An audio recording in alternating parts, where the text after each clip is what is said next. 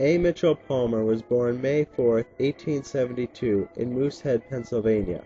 His family were devout Quakers, and he held to his beliefs for his entire life.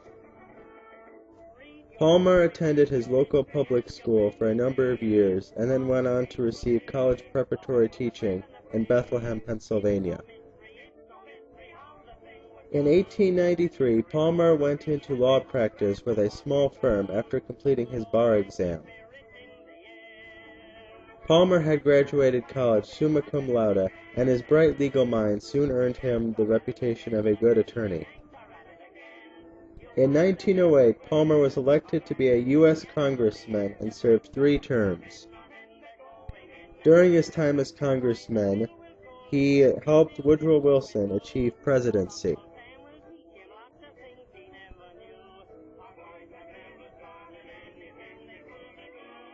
Palmer also proposed bills outlawing child labor in quarries and better quarry inspection. He also fought for better treatment of immigrant workers and women's suffrage. In 1912, Palmer was offered the position of Secretary of War, but refused because of his Quaker beliefs, stating, "As a Quaker War Secretary, I should consider myself a living illustration of a horrible incongruity.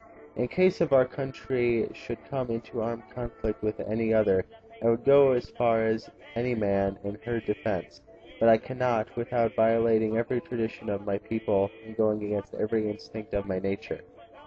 Planted there by heredity, environment, and training, sit down in cold blood in an executive position and use such talents as I possess to the work of preparing for such a conflict." During his 3rd term as congressman, he proposed a tariff tax on the rich to help protect the economy. In his speech, Palmer said, "Business now may take notice that, as to such enterprises as cannot meet the new conditions, by reason of neglect, refusal, or inability to employ that efficiency and economy which will permit industry to stand upon its own feet with less support from the government, the people refuse to be longer taxed to accomplish the survival of the unfit." Palmer's proposal later became part of the Underwood Tariff Act in 1913. After his time as a congressman, Palmer unsuccessfully ran for a place in the U.S. Senate.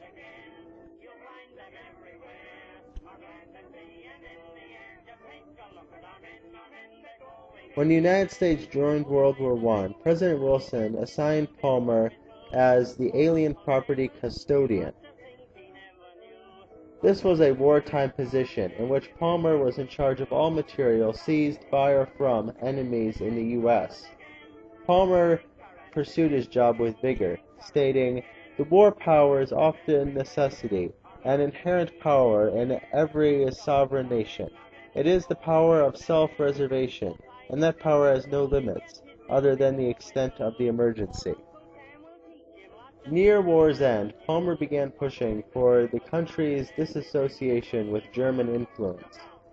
Palmer was determined not to let Germany reach its goal of industrial and economic expansion in the U.S. Palmer was largely successful in these attempts.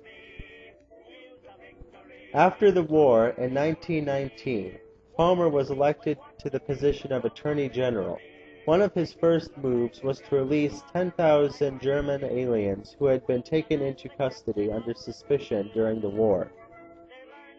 Palmer spoke out against German alien oppression and called it gossip, hearsay information, conclusions and inferences, further stating that information of this character could not be used without danger of doing serious wrong to individuals who were probably innocent.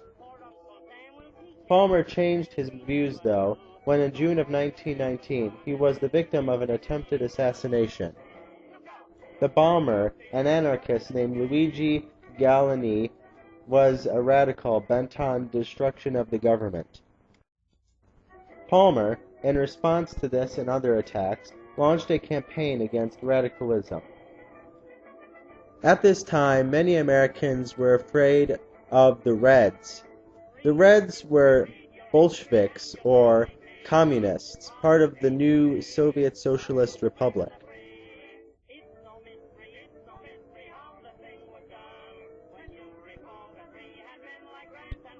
Palmer began his famous Palmer raids, where he rounded up anyone he thought had any ties or disposition to the Russians, communists, or any other radical movement. Palmer's raids were applauded by most Americans, but they were largely unconstitutional. The men Palmer captured were usually not given fair trials, and both innocent and guilty were thrown in jail. As time passed, Palmer's raids lost their momentum and dwindled down, but Palmer remained suspicious. Palmer's last big flop was when he declared that radicals were planning to take over the government. Through the study of interrogations and compiled documents of his raids, Palmer came to the conclusion that on May 1st, 1920, enemy radicals would try to take over America. When Palmer made his theory public, it sent the entire nation into a panic. All of New York City's police, some 11,000, were on duty for 32 hours without a break. Boston police mounted guns on trucks and placed them in strategic places around the city perimeter, and some states were preparing militias. May Day passed, though, and nothing happened. Palmer's theory that radicals would try to take over the United States turned out to be a myth. He received much criticism for his theory, but he still was able to maintain his political prestige. Palmer pursued the Democratic presidential election in 1920 but lost. He went back to practicing law and worked on the repeal of prohibition. Palmer died in Washington, D.C. on May 11, 1936. He was remembered as a public servant and an upstanding citizen, even if his methods were sometimes seen as unconstitutional and demeaning.